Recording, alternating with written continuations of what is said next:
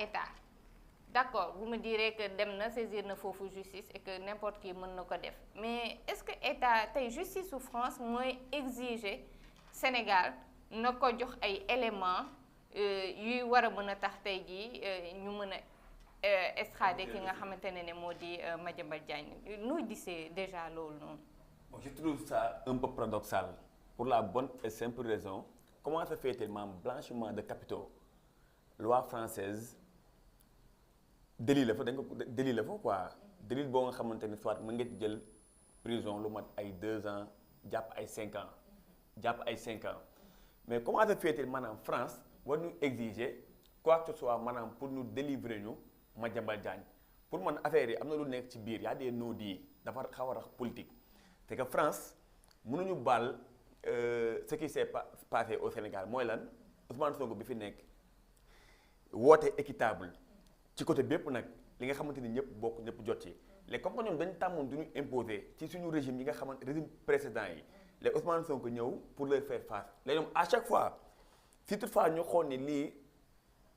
day dem à l'encontre d'Ousmane Sonko rek ñoom dañuy def blocus ce n'est pas le premier cas wu kii fi la ñu fekk Doro mais l'affaire s'est terminée en queue de poisson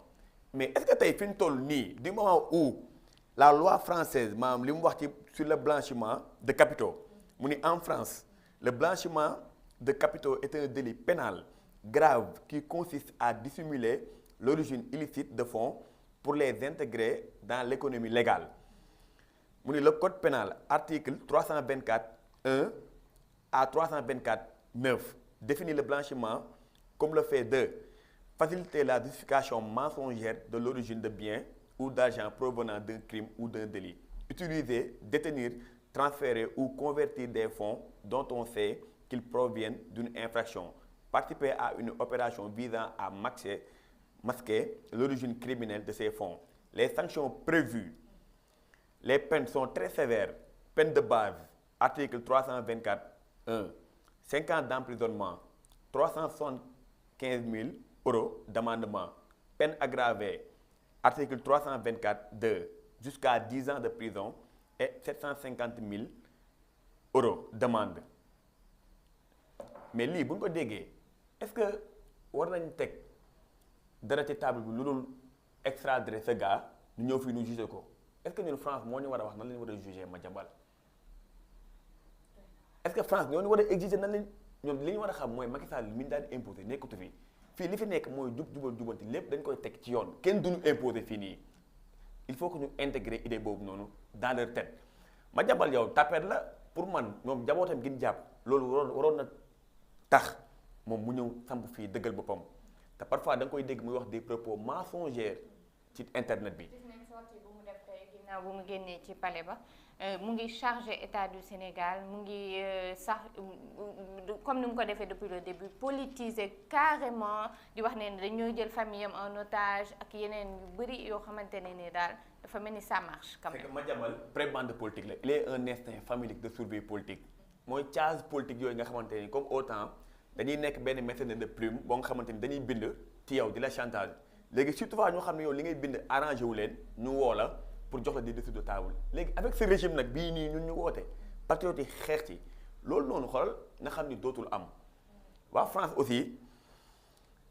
lépp lu ñu mën a def ñun pour bloquer li nga xamante ni day neex patriote yi non dañ koy def man wax dëgg yàlla man du ma compter ci ñoom pour le cas de Madiambal problème bi fi mu nekk moom mooy lan dafa woon a quitter pays bi ba ñuy toll fii naan dañ koy yóbbu ci justice française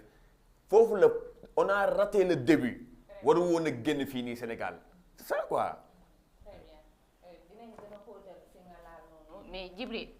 dégg nga Sampes li mu wax yow ci kaawu Madiambal bi déjà foog naa ne boo delluwaatee ñëw si le fait que je pense tu vas le rejoindre le fait que déjà warul woon génn ak tey aussi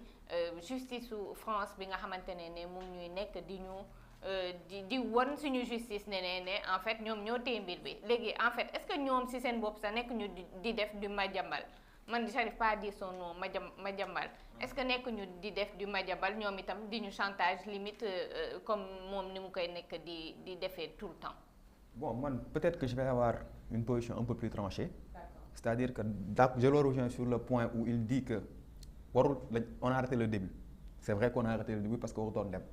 mais sur le cas précis dañu war a bàyyi xel ne que France daf si am ñaari yoo xam ne da ko si bàyyi xel mooy déjà daf ko war a wóor ni il y aura un procès conforme au droit. Deuxième chose mu xam ne que sa responsabilité internationale n'est pas engagée donc man je trouve que ni Madiambal mooy def dilatoire mais la justice française fait ce qu'il doit faire parce que tey jii nii nit bu ñu ko extradé yóbbu ko bu fekkee c'est pas posé sur des bases yoo xam ne yu tegu ci yoon la ñu àndee ko fii nii dara dal ko l'État français sera engagé sa responsabilité sera engagée et je pense que ni demander des garanties warul du c'est pas une faveur à Madiambal c'est pas quelque chose qui boo xam ne daf si war a réjouir parce que souvent c'est mauvais signe bu laaj parce que ku laajte ay garantie c'est pas pour reculer c'est pour avancer ça veut dire que ni li si war a topp peut-être mooy bu ñu àndee ay garanties yu solides dañ koy extrader loolu c'est sûr. mais en fait bu ma basé wu ci argument bi nga ma jox léegi. est-ce que tu es en train de dire alors que dossier bi amul dara. non suñu nee dossier bi duñu ne dossier bi amul dara dossier bi am na dara fu ñuy xoolee mooy conditions yi muy fekk fii nii c'est-à-dire que xam nga dafa am ay antécédents c'est pas un dossier politique mais Madiambal il a réussi à politiser le dossier ba pare dañu war a bàyyi xel ni que dañ ko jox arme ñun ce qui s'est passé avec Maïmouna Ndour Faye c'était man je trouve que excès de zèle la woon ça n'avait pas lieu d'être pour man je dis bien pour man ça n'avait pas lieu d'être et loolu dafay permettre que ñoom Madiambal utiliser comme quoi que persécution dafa am et que dafa am leneen lu ci laxas lu weesu dossier bu juridique kese ak yooyu yëpp donc yooyu yëpp ce sont des choses à prendre très au sérieux donc ñoom dañ koy bàyyi xel donc man je trouve que ni Madiambal Diagne je suis entièrement d'accord que ni il a fait exprès et bu ñu fàtte buñ bàyyi xel ni que nañ bàyyi xel ni que du Madiambal moo saisir justice française ñun ñoo saisir justice française pour demander extradition moom ses avocats ont fait juste il a eu des avocats qui gèrent sa défense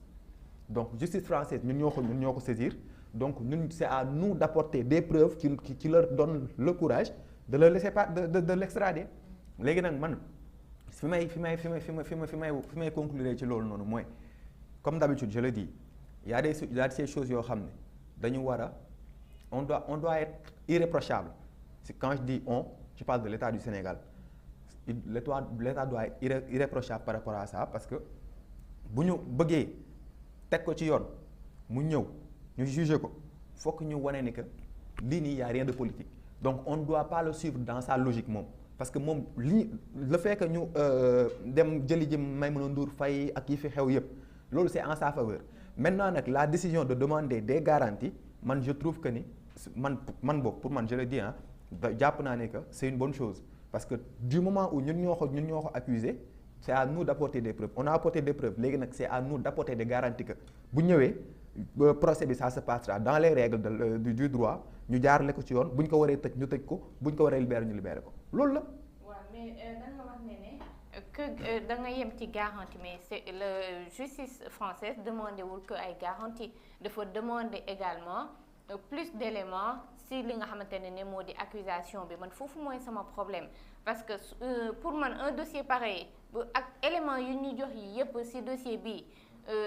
foog naa ne justice bu ñu ko jox bu ne waroo laajte plus soit alors joxuñu leen lépp xëy na kon état du Sénégal dafa am lu mu tee bëgg leen délivrer yépp et tout peut-être et que ñoom dañoo bëgg aussi am lépp est-ce que nag l'état du Sénégal va tout donner pour avoir Madiambal ou bien ils vont en rester là et dans ce cas Madiambal va rester là-bas. Mais c'est comme je le dis c'est à nous d'apporter des choses yoo xam ne lu maanaam lu irréfutable la xam nga tey jii accusation on est d'accord que ni ñun ba tey kenn waxu la ni am na confirmation que ni Madiambal lii ak lii ak lii ak lii léegi nag dañuy en fait c'est très simple Madiba tey bu ma bëggee dóor sama doom wala dara mu daw laaxat ci yow nga xam ni dama ko nar a dóor mais bu ma ko naree delloo di nga ma wax lu leer dinaa teg sa loxo lu leer sax dalal sa xel au moins parce que tey jii nii nit dàqe benn xale xamoo lu mu doon ci moom mu daw dugg sa kër mu ñëw ne damay jël xale bi mais dina la jox lu leer lu lay wan ne la xale bi mën nga ko bàyyi ci mu dem ak moom parce que boo ko bàyyee mu dem ak moom lu ci mënti xew ak moom ta responsabilité est engagée c'est comme ça en fait man boobu ci angle d'analyse boobu laa ko gisee. je suis parfaitement d'accord et c'est très bien ñu am beneen avis xëy na sa avis moom la ñeneen ak ñeneen am donc au contraire moi je trouve que c'est très bien d'avoir cet équilibre là et que kenn mën naa xalaat ne non warul demee nii état du Sénégal dafa war a faire face wala dañu war a jox ce citoyen sénégalais bi nga xamante ne ñu ngi koy accuser de telle chose et man je pense que peut-être on aurait pu le charger autrement, gagner un dossier qui n'est pas un délit mais un crime, et pourtant on a voulu s'accrocher sur le délit. Donc lui, tant qu'il peut s'y agripper aussi, il va pas lâcher le morceau, ça moom c'est clair. Donc sûr, tu as le droit d'avoir ce... Mais ñun tamit c'est à nous d'apporter des preuves que ni ñun li ñu koy toppee dañ ko war a andi par force. Man boobu loolu laa jàpp. Si, non, je suis d'accord, sans peste.